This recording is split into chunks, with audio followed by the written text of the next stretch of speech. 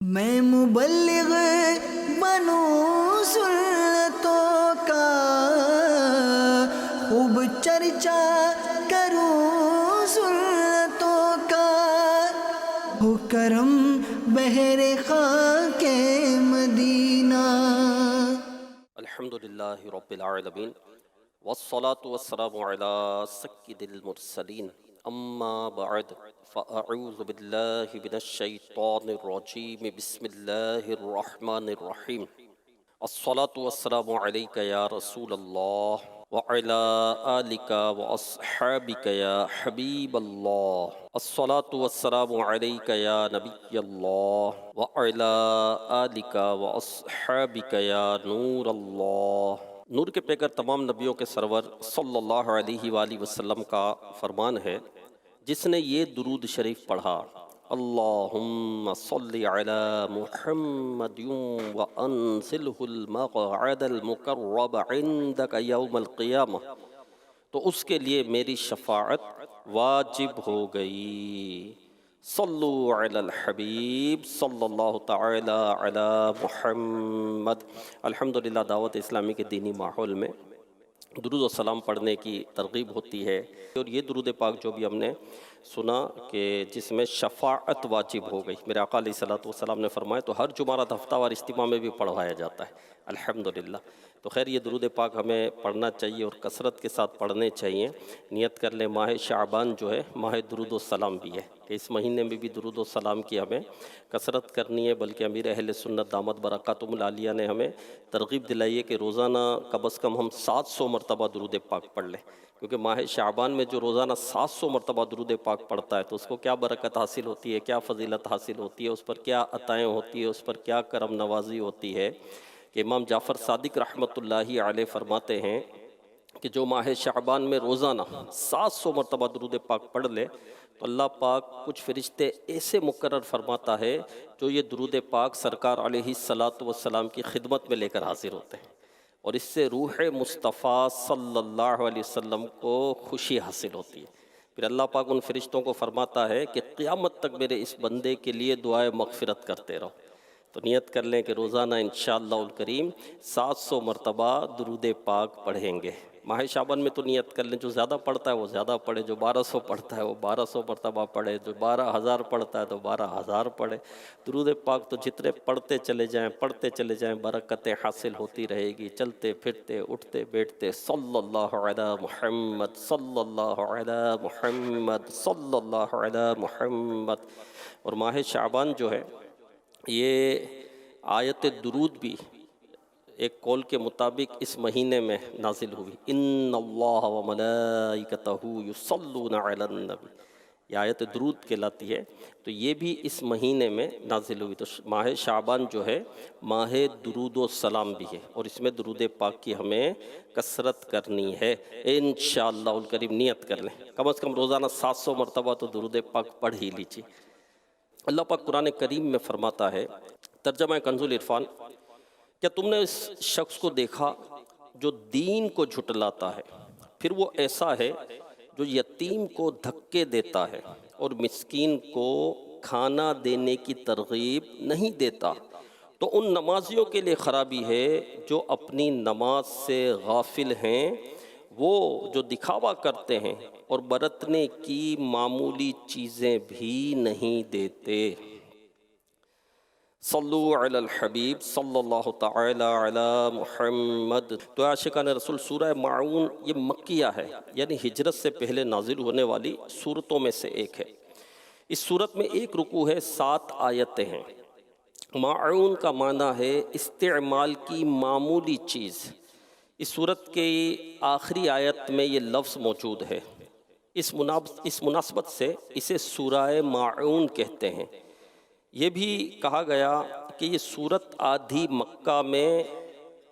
مکہ کے غیر مسلم مثلاً ابو جہل، عاص بن وائل وغیرہ کے متعلق نازل ہوئی، جبکہ اس کا باقی آدھا حصہ عبداللہ بن ابی سلول منافق کے بارے میں مدینہ منورہ میں نازل ہوا۔ علامہ بقائی رحمۃ اللہ علیہ فرماتے ہیں کہ سورہ معون میں بنیادی طور پر یہ نقطہ سمجھایا گیا ہے کہ قیامت کے دن اٹھنے اور بارگاہ الہی میں پیش ہونے کا انکار کرنا ابو الخبائث یعنی برائیوں کی جڑ ہے۔ اس انکار کے سبب انسان برے اخلاق اور گھٹیا کردار کا عادی ہو جاتا ہے۔ کہ قیامت میں اٹھنے کا انکار کرنا، قیامت کو نہ ماننا، محشر کے روز اٹھنے کو نہ ماننا، محشر کے روز جو حساب ہوگا، جو پیشی ہوگی، جو حاضری ہوگی، جو نامہ اعمال ملے گا، جو بندے نے کیا ہے وہ پڑھ کر سنانا، یہ نہ ماننا کہ محشر کے روز نہیں اٹھنا ہے، مر گئے معاملہ ختم ہو گیا، محشر کچھ بھی نہیں ہے، محشر کے روز کوئی نہیں اٹھنا، کوئی جنت نہیں ہے، کوئی جہنم نہیں ہے، کوئی قیامت کا دن قائم نہیں ہوگا، اس کا انکار یہ ابو الخبائث یعنی برائیوں کی جڑ ہے۔ کہ جو انسان برائیوں میں مبتلا ہوتا ہے، گناہوں میں مبتلا ہوتا ہے، ظالم بن جاتا ہے، گھٹیا کردار والا ہو جاتا ہے، بے حیا ہو جاتا ہے، جانوروں والی صفات جو انسان کے اندر آ جاتی ہے، اس کی ایک وجہ یہ ہوتی ہے کہ وہ قیامت کا انکار کرتا ہے۔ بلکہ قرآن میں تو غیر مسلموں کو جانور بلکہ جانوروں سے بھی بدتر کہا گیا۔ یہ جانور ہے بلکہ جانور سے بھی بدتر ہے، کہ جانور بھی جو ہے، یہ جانور جو ہے وہ آیتیں دیکھتے نہیں ہیں، سمجھتے نہیں ہیں، سنتے نہیں ہیں، وہ معذور ہیں، ہے نا؟ لیکن تم تو دیکھتے ہو، تم تو سنتے ہو، آیتیں سن رہے ہو، تم دیکھ رہے ہو، تم سمجھتے بھی ہو، اس کے باوجود تم انکار کرتے ہو، اس کے باوجود تم دین پر نہیں چلتے، اس کے باوجود تم ایمان قبول نہیں کرتے۔ جانور بھی جو ہے نا، جب نفع ہوتا ہے اس طرف بڑھتا ہے، نقصان ہوتا ہے تو پیچھے ہٹتا ہے، اور تم اپنے نقصان کی طرف ہی بڑھ رہے ہو، جہنم کی طرف بھاگتے چلے جا رہے ہو۔ سرکار علیہ السلام کو یہ پہچانتے تو تھے نا کہ اللہ کے آخری نبی ہے، جانتے تھے، پتہ تھا، نشانیاں تھیں، سب پتہ تھا ان کو، لیکن اس کے باوجود ہٹ دھرمی پر یہ اڑے ہوئے تھے۔ تو یہ جو ہے آخرت کے متعلق انکار کرنا، اس سے اس کے اندر کی انسان کے اندر کی انسانیت مٹ جاتی ہے۔ وہ انسان نما حیوان بن کر یتیموں، مسکینوں اور بے سہاروں پر ظلم ڈھاتا ہے اور انہیں دھکے دیتا ہے۔ یہی قیامت کا انکار آدمی کو ریاکار، یہی قیامت کا انکار بندے کو اپنے رب کریم کا نافرمان بناتا ہے، اور اسی انکار کے سبب آدمی بخل یعنی کنجوسی اور حرص و ہوس کے دلدل میں پھنس کر تباہ و برباد ہو جاتا ہے۔ کیونکہ جس کو محشر میں اٹھنا ہی نہیں ہے، کیونکہ جس کو حساب دینا ہی نہیں ہے، جس کو یہی نہیں ہے کہ میرے ہاتھ میں نامہ اعمال آئے گا، جس کو یہی نہیں ہے کہ مجھے رب کی بارگاہ میں حاضری دینی ہے، اپنا جو کیا ہے وہ کر کے وہ بتانا ہے، مجھے اس کا حساب دینا ہے۔ محشر کے روز حساب تو ہوگا نا، اور جس سے حساب ہوا وہ ہلاک ہوگا۔ اللہ سے دعا کریں کہ اللہ پاک ہمیں بے حساب بخش دے۔ تو بے حساب بخش کے ہیں بے شمار جرم، دیتا ہوں تجھے واسطہ میں شاہ حجاز کا۔ قیامت کا ایک دن 50,000 سال کا دن ہوگا۔ جی ہاں، نفسا نفسی کا عالم ہوگا۔ ہاں، کوئی چل کر آ رہا ہوگا، کوئی گھسٹ کر آ رہا ہوگا، کوئی پیٹ کے بل آ رہا ہوگا۔ نامہ اعمال اس وقت ہاتھ میں آئے گا، پڑھ کر سنانا ہوگا میرے پیارے اسلامی بھائیو۔ اب جب یہ خوف بندے کے اندر ہوتا ہے تو ظاہر ہے وہ گناہ سے بچے گا، نیکیوں کی طرف آئے گا، نیکیوں کی طرف رغبت ہوگی، پھر اسے جنت میں جانا ہے، جہنم سے بچنا ہے، جہنم کی ہولناکیاں، جہنم کا عذاب، جہنم کی آگ، اونٹوں کی گردنوں کے برابر جو بچھو ہوں گے، وہ جب بے نمازی کو ڈنک ماریں گے تو وہ جو ہے وہ زہر 40 سال تک ان کے جسم میں سرایت کرے گا۔ ایسے ایسے عذابات، ظاہر یہ چیز بندے کو خوف زدہ کرتی ہے، اس سے دل نرم ہوتا ہے، دل کی سختی دور ہوتی ہے، دل نرم ہوتا ہے، بندہ رحم کرتا ہے، ہاں رحم کرتا ہے، اس کو خوف خدا اس کے اندر پیدا ہوتا ہے۔ لیکن جو قیامت کا انکار کرے گا تو اس کے اندر کیا خوف خدا پیدا ہوگا؟ تو غیر مسلم جو ہے یہ آخرت کا جو ہے وہ انکار کرتے ہیں، قیامت میں اٹھنے کا انکار کرتے ہیں، محشر کے دن کا انکار کرتے ہیں، حساب کے دن کا انکار کرتے ہیں، تو پھر ان کے اندر ایسی ایسی خرابیاں پیدا ہوتی ہے۔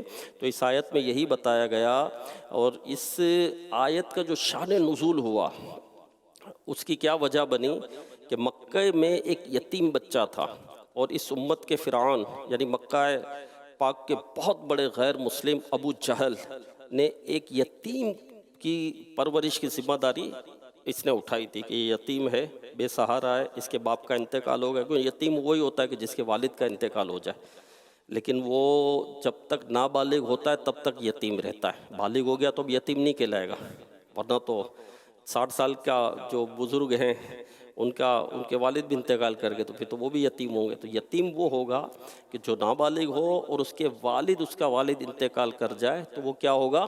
یتیم ہوگا. تو ایک مکے کا بچہ یتیم تھا تو ابو جہل بدبخت نے اس کو اپنی پرورش میں لیا اور اس کو جو وراثت میں مال ملا تھا اس پر بھی اس نے قبضہ کر لیا.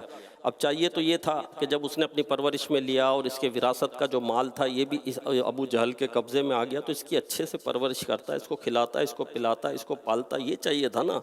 لیکن اس بدبخت نے ایسا نہیں کیا. یہ غیر مسلم تھا، اس کا دل حوث سے بھرا تھا، اس کا دل لالچ سے بھرا ہوا تھا، اس کا دل سخت تھا. کیوں؟ قیامت کا انکار کرتا تھا نا، قیامت میں اٹھنے کا یہ انکار کرتا تھا نا، تو اس کا دل سخت تھا، اس کو تو اٹھنا ہی نہیں تھا، حساب نہیں دینا تھا. تو اس نے اس یتیم کی پرورش کرنے کے بجائے اس کے مال پر جو ہے وہ قبضہ جما لیا. اب ایک دن وہ یتیم بچہ اس کے پاس آیا اور اپنا مال اس سے مانگا کہ مجھے میرا مال تو دو، مجھ پہ میرا مال تو خرچ کرو، میرا مال ہے تمہارے پاس. اس ابو جہل بدبخت نے اس بیچارے کو دھکے دے کر نکال دیا، اس کو ذلیل بھی کیا اور دھکے دے کر نکال دیا.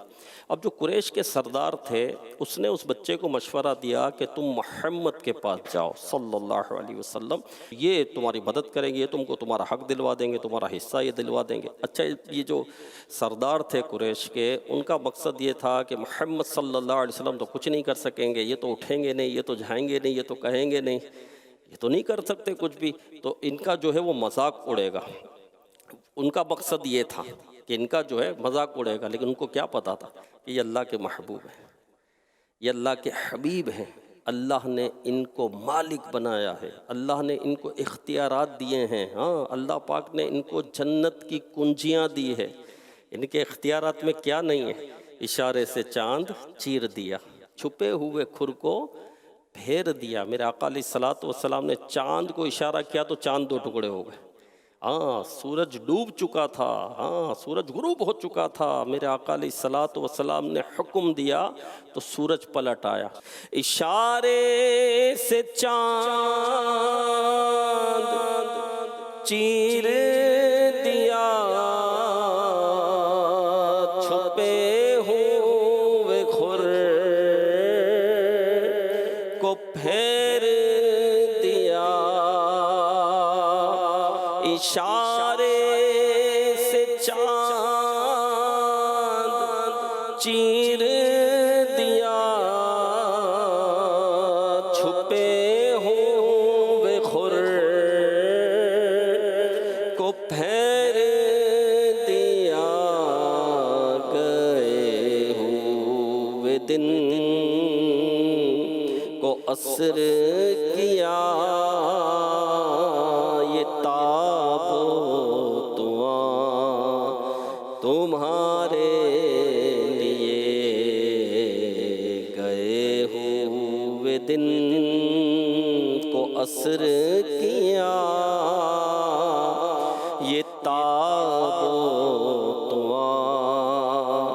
تمہارے لیے. میرے آقا علیہ الصلوۃ والسلام کی طاقت، میرے آقا علیہ الصلوۃ والسلام کے اختیارات. خیر، تو وہ سرداران قریش جو تھے نا وہ یہ سمجھے کہ یہ جب بچہ جائے گا اور کہے گا کہ ابو جہل نے میرا حق دبا لیا ہے، دلوا دو، تو یہ کچھ کر نہیں سکیں گے، تو ان کا مذاق اڑے گا. جبکہ ایسا نہیں ہوا. جب وہ بچہ سرکار علیہ الصلوۃ والسلام کی خدمت میں حاضر اور اپنا معاملہ پیش کیا تو میرے آقا علیہ الصلوۃ والسلام نے اس بچے کو اپنے ساتھ لیا اور ابو جہل کے گھر تشریف لے گئے. جیسے ہی میرے آقا علیہ الصلوۃ والسلام ابو جہل کے گھر تشریف لے گئے اور ابو جہل نے محمد مصطفیٰ صلی اللہ علیہ وسلم کو آتے دیکھا تو بھائی یہ تو کھڑا ہو گیا، استقبال کا کیا، مرحبا کہا، اندر گیا، یتیم بچے کا مال لے کر آیا اور اس یتیم بچے کو مال دے دیا. اور سرداران قریش نے دیکھا تو کہا یہ کیا ہو گیا؟ ہم تو سمجھے یہ اکڑے گا، ہم تو سمجھے یہ لڑے گا، ہم تو سمجھے یہ جھگڑے گا اور یہ مال تو نہیں دے گا. یہ کیا ہوا؟ اس نے تو مرحبا کہا، اس نے تو استقبال کیا، یہ تو اندر گیا، سامان لے کر آیا، یتیم بچے کو مال دے دیا. ابو جہل سے پوچھا کیا تو دین سے پھر گیا؟ تو نے دین اسلام قبول کر لیا؟ کیا تو ایمان لے آیا؟ تو بڑا کرنے والا تھا، تو بڑا لڑنے والا تھا، تو بڑا جھگڑنے والا ہے. ابو جہل نے کہا بات یہ نہیں ہے، بات یہ ہے کہ جب یہ اس محمد صلی اللہ علیہ وسلم اس یتیم بچے کے ساتھ جو ہے آ رہے تھے تو میں نے دیکھا کہ آپ کے دائیں اور بائیں نیزہ تھا. اور اگر میں انکار کرتا، اگر میں اکڑتا، اگر میں جھگڑتا، اگر میں لڑتا تو وہ نیزہ مجھے پھاڑ دیتا۔ تو میں ڈر گیا، میں گھبرا گیا، میں نے اس یتیم بچے کا مال اس کو دے دیا۔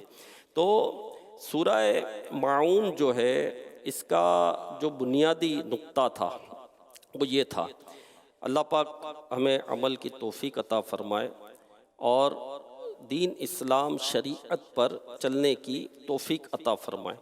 تو صراط الجنان میں ہے کہ ابو جہل اور اس یتیم بچے کا جو یہ واقعہ ہوا تو پارہ 30 سورہ ماعون کی پہلی چند آیات نازل ہوئی۔ کیا تم نے اس شخص کو دیکھا جو دین کو جھٹلاتا ہے، پھر وہ ایسا ہے جو یتیم کو دھکے دیتا ہے اور مسکین کو کھانا دینے کی ترغیب نہیں دیتا۔ تو پیارے اسلام بھائی، سورہ ماعون میں بنیادی طور پر غیر مسلم اور منافقین کے 4 عیبوں کا ذکر ہے۔ نمبر 1 بخل یعنی کنجوسی، نمبر 2 نمازوں میں سستی اور لاپرواہی، نمبر 3 ریاکاری، اور نمبر 4 دوسروں کی خیر خواہی نہ کرنا۔ تو یہ وہ بری صفات ہے جو بندے کے دل کو سخت کر دیتی ہے، یہ وہ بری صفات ہے جو بندے کی آخرت کو برباد کر دیتی ہے، اس کی آخرت کو تباہ کر دیتی ہے، اسے دین سے دور کر دیتی ہے، نیکیوں سے دور کر دیتی ہے۔ تو بخل یہ بہت بری چیز ہے، کنجوسی جس کو ہمارے یہاں کہا جاتا ہے، یہ بہت بری چیز ہے، یہ بہت بری صفت ہے، اور یہ اتنی بری صفت ہے کہ جو کنجوس ہوتا ہے، جو بخل کرتا ہے، تو اس بیماری کے سبب، اس مرض کے سبب اور کئی بیماریاں پیدا ہوتی ہیں، اور وہ بہت بری بری بیماریاں ہوتی ہیں۔ جی ہاں، جیسے مثال کے طور پر کہیں کیچڑ گر جائے، گندگی ہو، نجاست ہو، اس میں طرح طرح کے کیڑے پڑتے ہیں، یعنی وہ ویسی تو نہیں رہتی نا، اس میں سے بدبو بھی اٹھتی ہے، پھر اس میں طرح طرح کے عجیب و غریب کیڑے پیدا ہوتے ہیں، اس کی خرابیاں کتنی پیدا ہوتی ہیں۔ تو کنجوسی، یہ بخل، یہ وہ صفت ہے کہ جب یہ بندے کے اندر یہ چیز آ جائے تو پھر اس کے اندر ایسی ایسی برائیاں پیدا ہوتی ہے، ایسی ایسی خرابیاں پیدا ہوتی ہے کہ یہ بندہ مروت نہیں ہوتی، اس کی اخلاق برے ہو جاتے ہیں، اس کے کردار جو ہے یہ برے ہو جاتے ہیں، اور یہ اس کو احساس نہیں رہتا کسی کو۔ جو کنجوس ہوتا ہے نا، اس کو کسی کا احساس نہیں رہتا، وہ اپنے پر بھی خرچ نہیں کرتا، وہ دوسروں پر بھی خرچ نہیں کرتا، اس کی یہ کیفیت ہوتی ہے، مروت ختم ہو جاتی ہے اس کے اندر۔ تو مروت ختم ہونا یہ خود ایک اچھی چیز نہیں ہے، مروت ختم ہونا یہ کوئی اچھی بات تھوڑی ہے۔ تو کنجوسی کا مطلب یہ کتنا گھٹیا درجہ ہے کہ کوئی کتنا ہی کنجوس کیوں نہ ہو، کوئی روتا ہے، کوئی بلکتا ہے، کوئی تڑپتا ہے، تو آدمی اس کو سہارا دیتا ہے، آدمی اس پر ترس کھاتا ہے، زیادہ نہیں تو ایک وقت کا کھانا دے دے گا، کچھ تو کرتا ہے نا۔ کوئی تڑپتا بلکتا بھوکا پیاسا آدمی آئے تو رحم تو آ ہی جاتا ہے، کوئی رو رہا ہو تو رحم تو آ ہی جاتا ہے۔ لیکن یہ قیامت کا انکار کرنے والا کس حد تک گھٹیا ہے کہ یہ یتیموں بے سہاروں کو دھکے دیتا ہے۔ ہاں، یہ قیامت کا انکار کرتا نہیں، کس قدر گھٹیا ہے کہ یتیموں کو دھکے دے رہا، اس کا باپ نہیں ہے۔ یتیم پر تو ویسے ہی رحم آتا ہے، کسی کا والد نہ ہو، چھوٹا بچہ ہو، دیکھ کر کتنا رحم آتا ہے، دیکھ کر کتنا ترس آتا ہے آدمی کو۔ یتیم بچہ ہے، اس کا والد چلا گیا، والد کا سایہ اس کے سر پر سے اٹھ گیا، ہے نا، یہ ہوتا ہے نا۔ لیکن نہیں، جو قیامت کا انکار کرتا ہے وہ اتنا گھٹیا ہے کہ اسے یتیموں بے سہاروں کا بھی احساس نہیں۔ جیسے ابو جہل کا واقعہ سنا، اس نے ایک یتیم کی پرورش کی ذمہ داری لی، پھر بجائے اس کے کہ اس یتیم کی کفالت کرتا، اس کی اچھی دیکھ بھال کرتا، اس بدبخت نے الٹا اس یتیم ہی کے مال پر قبضہ جما لیا اور اسے دھکے دے کر گھر سے نکال دیا۔ اللہ پاک کی پناہ۔ تو بہت افسوس ہے میرے پیارے اسلام بھائیوں کہ آج ہمارے معاشرے میں بھی یتیموں کو زیادہ قدر کی نگاہ سے نہیں دیکھا جاتا، یہ افسوس کی بات ہے۔ ہمارے دل بھی سخت ہو گئے نا، یہ تو غیر مسلموں کے اوصاف بیان کیے گئے کہ وہ قیامت کا انکار کرتے، اس لیے وہ کنجوس ہو گئے، نماز سے دور ہو گئے، ریاکار ہو گئے، خیر خواہی کا جذبہ ان کے اندر نہیں ہے، یہ تو ان کا بیان کیا گیا نا، قیامت کا انکار۔ ہم مسلمان ہیں الحمدللہ، ہم قیامت کا انکار نہیں کرتے۔ کیسے انکار کریں گے؟ قیامت میں اٹھنا ہے، بالکل اٹھنا ہے، جنت ہے، جہنم ہے، ہم انکار نہیں کرتے، لیکن بھول گئے نا۔ اب محشر کو بھول گئے، ہم حساب کو بھول گئے، ہم قیامت کے دن اٹھنے کو بھول گئے، اور محشر کے روز حساب دینا پڑے گا، یہ سب ہم بھول گئے۔ اصل پرابلم یہ ہے، اصل مسئلہ یہ ہے۔ اب جب ہم بھول گئے تو ہمارا حال بھی ایسا ہی ہو گیا۔ انکار نہیں کرتے لیکن ہماری توجہ میں نہیں ہے، ہم یاد نہیں کرتے موت کو، ہم یاد نہیں کرتے قبر کو، ہم حشر کو یاد نہیں کرتے، محشر میں اٹھنے کو یاد نہیں کرتے۔ تو اب حال دیکھو یہ ہو گیا کہ یتیم بچے کو اس کی یتیمی کا احساس دلانا، یہ ہمارے یہاں ہوتا ہے۔ جبکہ اس کو احساس نہیں دلانا چاہیے، اس کے ساتھ اس نے سلوک کرنا چاہیے، اس کے ساتھ محبت کرنی چاہیے، اس کے ساتھ شفقت کرنی چاہیے، اس کو پیار دینا چاہیے۔ اس سے کوئی ایسی برائی ہو جائے، کوئی خرابی ہو جائے تو اس کی اصلاح بھی کرنی چاہیے، اور بعض خرابی ایسی ہوتی ہے کہ جس میں گناہ نہیں ہوتا ہے تو اس پر اس کی رعایت کرنی چاہیے تھی، ہے نا، لیکن نہیں، اس کے ساتھ برا سلوک کیا جاتا ہے۔ اپنی اولاد اور یتیم بچے کے درمیان فرق کر کے اس کا دل دکھانا تو معمول کی باتیں ہیں۔ جی ہاں میرے پیارے اسلام بھائی، ایسے بھی نادان ہمارے معاشرے میں پائے جاتے ہیں جو جان بوجھ کر یا انجانے میں یتیموں کا مال ہڑپ کر جاتے ہیں۔ ہاں، یتیموں کا مال کھا جاتے ہیں۔ یتیموں کا مال کھا رہا ہے بھائی تو، یتیموں کا مال کھانا پیٹ میں آگ بھرنا ہے۔ اللہ پاک ہمیں یتیموں بلکہ تمام مسلمانوں کے حقوق پورے کرنے کی توفیق عطا فرمائے۔ آئیے یتیم بچوں کے ساتھ بھلائی کرنے کے بھی کچھ فضائل سنتے ہیں میرے پیارے اسلام بھائی، توجہ سے سنیں۔ ہاں، اللہ پاک کے پیارے نبی رسول ہاشمی صلی اللہ علیہ وسلم نے فرمایا، مسلمانوں میں بہترین گھر وہ ہے جس میں یتیم ہو اور اس کے ساتھ اچھا سلوک کیا جاتا ہو، اور مسلمانوں میں بدترین گھر وہ ہے جس میں یتیم ہو اور اس کے ساتھ برا سلوک کیا جاتا ہو۔ تو مسلمانوں میں بہترین گھر کون سے ہیں؟ جس میں یتیم ہو اور ان کے ساتھ اچھا سلوک کیا جاتا ہو۔ اور بدترین گھر کون سے ہیں؟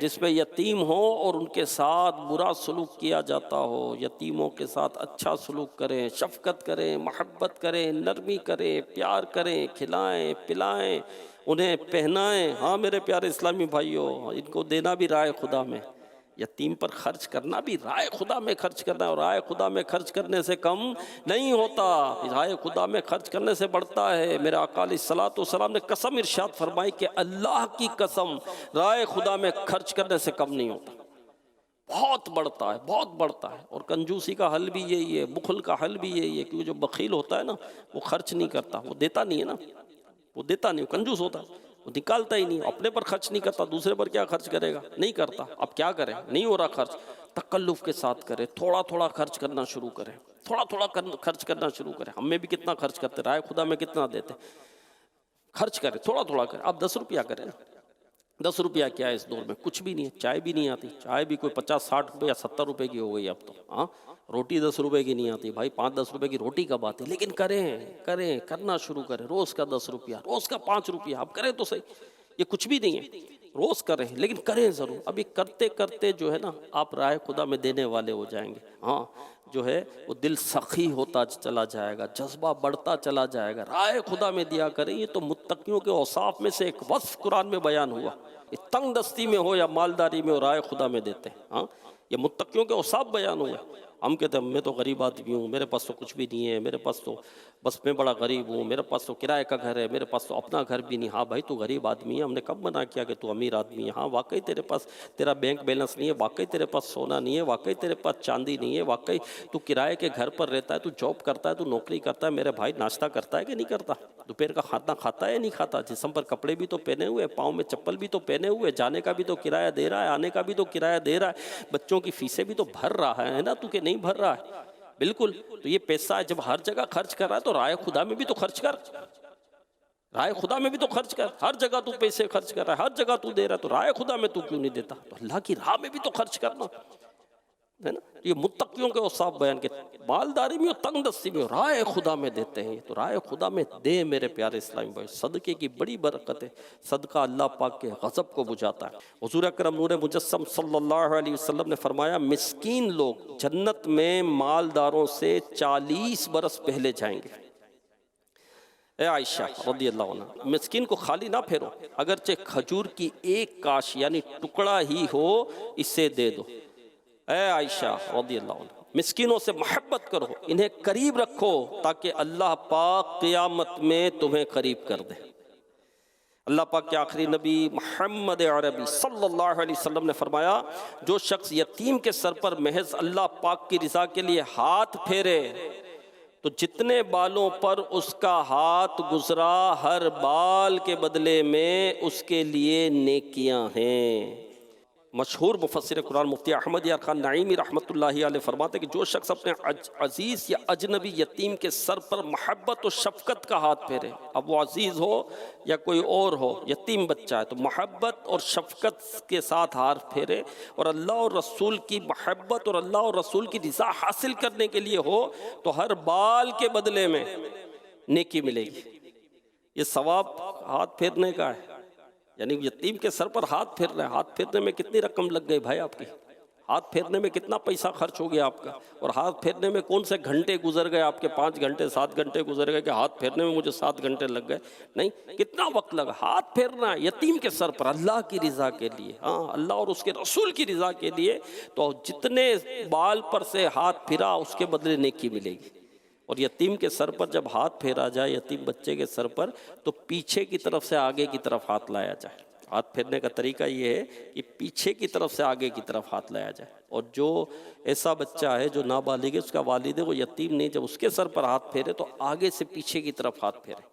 یتیم کے جب ہاتھ پھیرے تو پیچھے سے آگے کی طرف، ٹھیک ہے، یوں ہاتھ پھیرنا ہے۔ تو جتنے بال جو ہے وہ ہاتھ کے نیچے سے گزرے، سب کے برابر ایک نیکی، ایک نیکی ملے گی، اس کو نیکیاں ملے گی۔ جی ہاں، اب یہ ہاتھ پھیرنے کا اتنا ثواب جس پہ کچھ لگا نہیں، تو جو یتیم پر اپنا مال خرچ کرے گا، جو یتیم کی کفالت کرے گا، اس کا دل خوش کرے گا، اس کو کھلائے گا، اس کو پلائے گا، اس کو پالے گا، اس کی رعایت کرے گا، ہاں اللہ والے تو ایسے گزرے ہیں کہ ان کا دوست اس کا انتقال ہو گیا، بچے یتیم ہیں۔ ان کا معمول یہ ہوتا تھا کہ گھر سے اپنا سودا لینے نکلتے نا روزانہ، گھر کے لیے جو لیتے ہیں، سبزی لے لی، گوشت لے لیا، جو بھی لیا، اپنے گھر کے لیے جو لیتے نا، اپنے دوست کے بچوں کے لیے وہی لیتے ہیں۔ اپنے گھر میں جو پہنچاتے اپنے دوست کے بچوں کے گھر میں وہی پہنچاتے، جب تک کہ وہ بالغ نہ ہو جاتے، جب تک کہ وہ اپنے پاؤں پر کھڑے نہ ہو جاتے، یہ ان کی کفالت کرتے تھے۔ جی ہاں، یہ ہوتا ہے میرے پیارے اسلامی بھائیوں۔ ہم کتنے یتیموں کی کفالت کرتے ہیں، ہم کتنے بچوں کو، اب بھائی ہمارے کتنے بچے؟ 3 بچے، 3 بچوں کو تو پال رہا ہوں، 4 ہوتے تو کیا کرتے ہیں؟ چوتھے کو بھی پالتے ہی نا، 5 ہوتے تو کیا کرتے ہیں؟ 3 کو ہی پالتا، 2 کو میں نکال دیتا گھر سے، ایسا کرتے؟ اس کو پالتے ہی نا۔ تو میرے پیارے بھائی آپ یہی سمجھ لو کہ میرے 4 بچے، تو آپ کا بچہ نہیں ہے، ٹھیک ہے، آخرت کے لیے، ثواب کے لیے، نیکی حاصل کرنے کے لیے، دل کی سختی دور کرنے کے لیے، ہاں یتیم کے سر پر ہاتھ پھیرنے سے دل کی سختی دور ہوتی۔ ایک شخص نے سرکار علیہ الصلوۃ والسلام کی خدمت میں دل کی سختی کی شکایت کی۔ آپ صلی اللہ علیہ وسلم نے فرمایا، کیا تو چاہتا ہے تیرا دل نرم ہو جائے اور تیری حاجتیں پوری ہوں؟ تو یتیم پر رحم کیا کر، اس کے سر پر ہاتھ پھیرا کر، اور اپنے کھانے میں سے اس کو کھلایا کر۔ ایسا کرنے سے تیرا دل نرم ہوگا اور حاجتیں پوری ہوں گی۔ دعا قبول نہیں ہو رہی، دعائیں قبول کر دی، بھائی یتیم کو کھلاؤ، یتیم کو پھلاؤ۔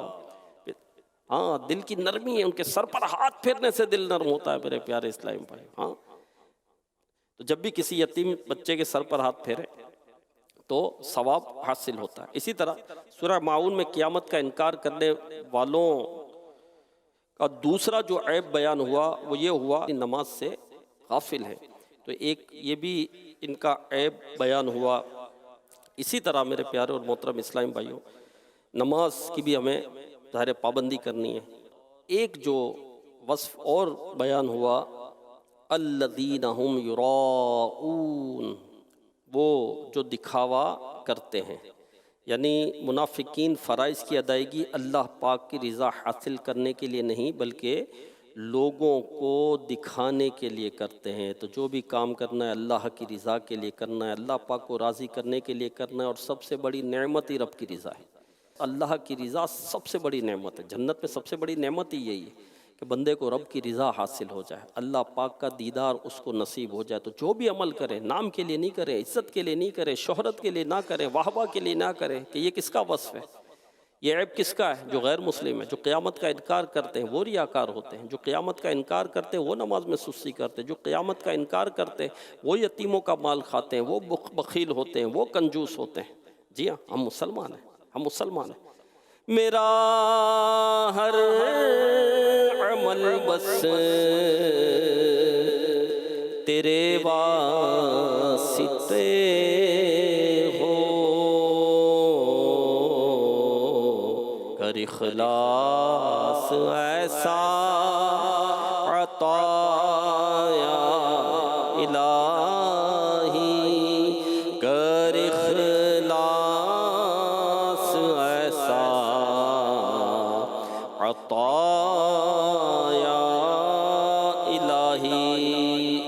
رکھنے کی معمولی چیزیں بھی نہیں دیتے۔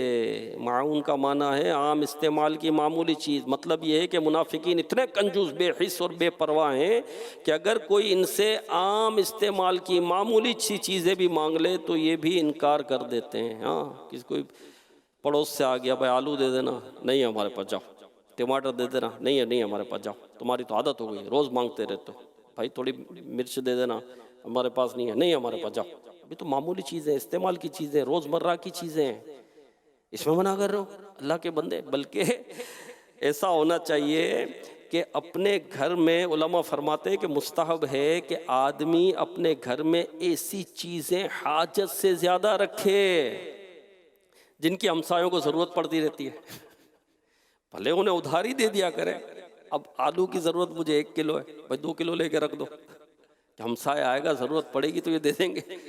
ٹماٹر کی ضرورت ہے مجھے 2 کلو کی، 3 کلو رکھ لو بھائی، 2.5 کلو رکھ لو، کہ ہمسایہ کوئی آئے گا مجھ سے مانگے گا تو میں اس کو یہ دے دوں گا۔ ادھار دے دیں، چلو واپس وہ لوٹا دیں گے، اچھا ادھار نہیں تو ویسے بھی دے دیں تو بھی ثواب ہے۔ جی ہاں، تو اس طرح کی چیزیں تو ایکسٹرا گھر پہ رکھنی چاہیے، اللہ نے جس کو دیا ہے، اور آپ رکھیں ایکسٹرا۔ دیکھو آپ کے رزق میں کتنی برکت ہوتی ہے، آپ کے مال میں کتنی برکت ہوتی ہے، ہاں آپ کی روزی میں کتنی برکت ہوتی ہے۔ روزی کی برکت کے ذرائع ہیں۔ ہمارے دل سخت ہوئے ہیں، ہم سے کوئی مانگنے آگا ہمیں غصہ آتا ہے، پانی نہیں دیتے، پانی تک نہیں دیتے۔ اللہ کے بندے، پانی کا تو نے انکار کر دیا، پانی پہ تیری کون سی رقم لگ گئی؟ کون سا کروڑوں روپے کا تو نے پانی خرید لیا، لاکھوں روپے کا تو نے پانی خرید لیا، کون سا پانی کی وجہ سے تیرا بجٹ آؤٹ ہو گیا؟ پانی کا منع کر دیتے ہیں۔ تو سخی تو وہ ہوتے ہیں جو خرچ کرتے ہیں، ایثار کرتے ہیں، جس چیز کی ضرورت ہوتی ہے وہ اپنی ضرورت پر دوسروں کو ترجیح دیتے ہیں، اور اپنی ضرورت کی چیز بھی دوسروں کو دے دیتے ہیں۔ تم پانی کا منع کرتے ہو یار، کیسے لوگ ہو، کیسے بے حس لوگ ہو گئے، ایسے دل سخت ہو گئے۔ مسلمانوں کی پیاری امی جان حضرت عائشہ صدیقہ رضی اللہ عنہا فرماتی ہے، میں نے عرض کیا یا رسول اللہ صلی اللہ علیہ وسلم، کون سی چیز ہے جس کا منع کرنا حلال نہیں یعنی برا ہے؟ فرمایا پانی، نمک اور آگ۔ میں نے عرض کیا یا رسول اللہ صلی اللہ علیہ وسلم، پانی کو تو ہم سمجھ گئے مگر نمک اور آگ کا یہ حکم کیوں ہے؟ فرمایا اے حمیرہ رضی اللہ عنہ، جس نے کسی کو آگ دی اس نے گویا اس آگ سے پکا ہوا سارا کھانا خیرات کیا، اور جس نے کسی کو نمک دیا اس نے گویا سارا وہ کھانا خیرات کیا جسے اس نمک نے لذیذ بنایا، اور جس نے کسی مسلمان کو 1 گھونٹ پانی وہاں پلایا جہاں پانی عام ملتا ہو اس نے گویا غلام آزاد کیا۔ جہاں پانی عام ملتا ہو وہاں پانی پلایا، اور جس نے مسلمان کو وہاں 1 گھونٹ پانی پلایا جہاں پانی نہ ملتا ہو اس نے گویا اسے زندگی بخشی۔ ہاں، اب آگ دیں، اس سے کیا مراد ہے؟ اچھا اس دور میں جو ہے وہ آگ جلانے کے لیے لکڑیاں ہوتی تھیں، اب تو گیس وغیرہ چل رہے ہوتے ہیں ہمارے یہاں پر، اب کوئی ماچس بھی مانگنے آ جاتا ہے تو دے دو یار، تو وہ آگ لے کر جا کر اس سے دوسری آگ جلایا کرتے تھے، ٹھیک ہے نا؟ تو اس وقت یہ ضرورت ہوتی تھی۔ ہاں، تو جتنا نمک دیا اس سے جو ہنڈیاں بنی وہ صدقہ کرنے کا ثواب ملے گا۔ نمک اتنا زیادہ دیا آپ نے، ہنڈیا اتنی بڑی ہے بھائی، اس کا صدقہ کرنے کا ثواب ملے گا۔ تو کھلائیں کھلائیں کھلائیں پلائیں، دیں، سخی بنیں میرے پیارے اسلامی، فضول خرچ نہیں کریں۔ فضول جگہوں پر خرچ ہو رہا ہوتا، فلموں میں خرچ ہو رہے ہیں، ڈراموں میں خرچ ہو رہے ہیں، اب دیکھو گناہ کے کاموں میں خرچ ہو رہے ہیں۔ اب میں کیا مطلب اس وقت بیان کروں کہ کہاں کا خرچ ہو رہا ہے پیسہ، کن کاموں میں خرچ ہو رہا ہے؟ ہر جگہ خرچ کر رہا ہے آدمی، غریبوں پر خرچ نہیں کر رہا، یتیموں پر خرچ نہیں کر رہا، مسکینوں پر خرچ نہیں کر رہا، کسی کی خیر خواہی میں خرچ نہیں کر رہا۔ میرے پیارے اسلام میں خرچ کریں، راہ خدا میں۔ اللہ پاک ہمیں صدقہ اور خیرات کرنے کی توفیق عطا فرمائے، ہمارے دلوں کو نرم کر دے، ہمیں آخرت کی فکر عطا فرمائے۔ الحمدللہ دعوت اسلامی کے دینی ماحول میں ہمیں مدنی سوچ نصیب ہوتی ہے۔ شعبان کا مہینہ ہے، مبارک مہینہ ہے، رحمت والا مہینہ ہے، عطاؤں والا مہینہ ہے، برکت والا مہینہ ہے۔